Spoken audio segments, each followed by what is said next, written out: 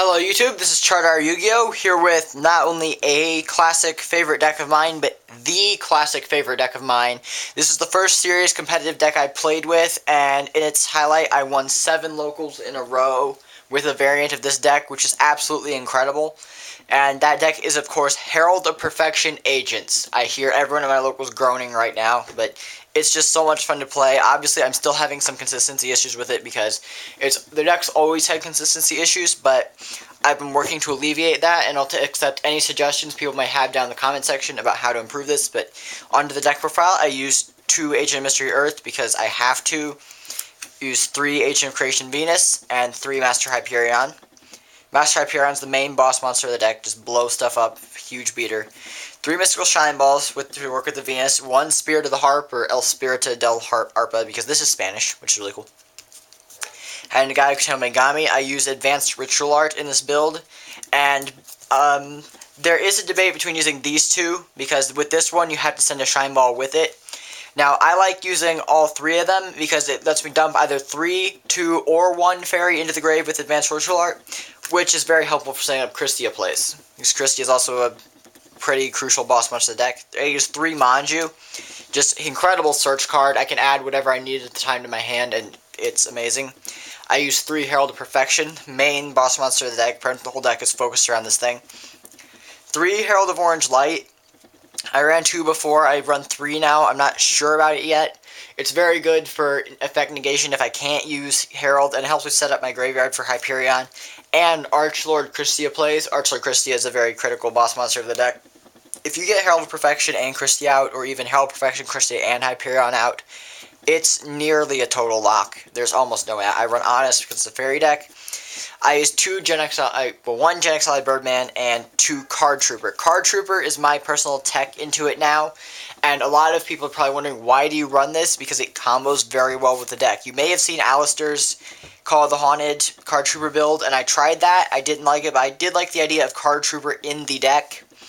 Now, basically, this combos off with my ritual spells. I can dump fairies in the grave. There's a very high monster count in the deck.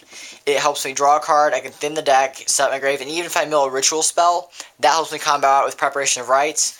Obviously, it could cause some inconsistencies, but there's enough graveyard control and enough ways to recover stuff from the graveyard that I feel that this card is very efficient and effective in this deck. I run 1 Dawn of the Herald, only 1, because it's so easy to get it back with Preparation of Rites, and you really only need 1 Herald of Perfection, and this is easily searchable with Manju. You don't need to draw it.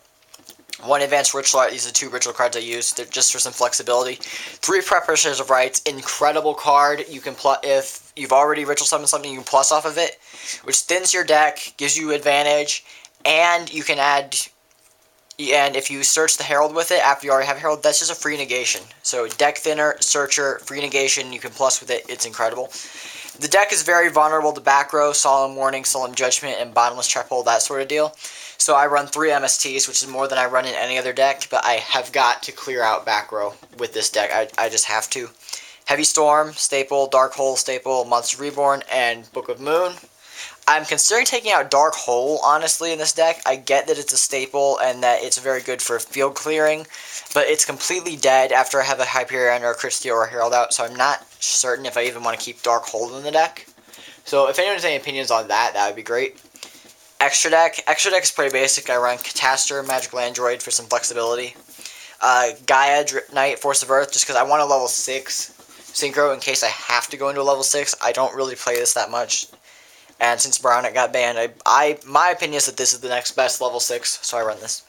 Gen XL Triforce, it's just a free plus since obviously you're going to be seeing something with a light, it's just a free plus. Agent Sacred Wyvern, you can OTK with it, it's very hard to get rid of by battle. Huge beater, it can be. Black Rose Dragon, and Stardust Dragon, and Scrap Dragon. I love Scrap Dragon in the deck too, because it pluses so much that I can just blow stuff up, generally plus or break even with Scrap Dragon, which is very cool. Gachi, Lavier, Zemane's Leviathan, Acid Golem. I'm not sure if I want to keep Acid Golem yet, but for right now it's in there. And then My Stroke and Utopia in case I get extra level 4s like Spirit of the Harp or Manju. Side deck, I use 2 Maxi for big swarm decks, and if they do let me plus off of it, that's fantastic just because it helps me search my deck so much. Add a bunch of stuff to the hand. Noble Mana Crossout for Gear Gaia. And Gravekeepers more so than Gear Gaia, because Gravekeepers are a much bigger threat to this deck. Gear Gaia, it's just monster effects, and this deck deals with those very well. There's so many lights in it that I would side out Card Trooper, side out Birdman, side in Goes in Match if I have to. This card is just an incredible meta card. It kills windups so much, and just heroes, sort of, and a lot of other decks. Two Royal Decree, since I run no main deck traps, I can side Decree extremely well. 3 Shadow Imprisoning Mirror, because Dark Worlds have a lot of effects. It's sometimes hard to negate everything. Shadow Imprisoning Mirror helps take off some of that pressure. 2 Consecrated, it's a fairy type, so it's also really good for dark decks. And 1 Gores, I sided against heroes and other OTK decks, just because this deck can open very badly, and it has before, and Gores has saved me. But I don't feel that that's enough to warrant maining the Gores, because it will be very dead if you're not playing against a deck like that. So that is the Herald of Perfection deck, and I've just explained everything that the deck can do and basically how to beat it.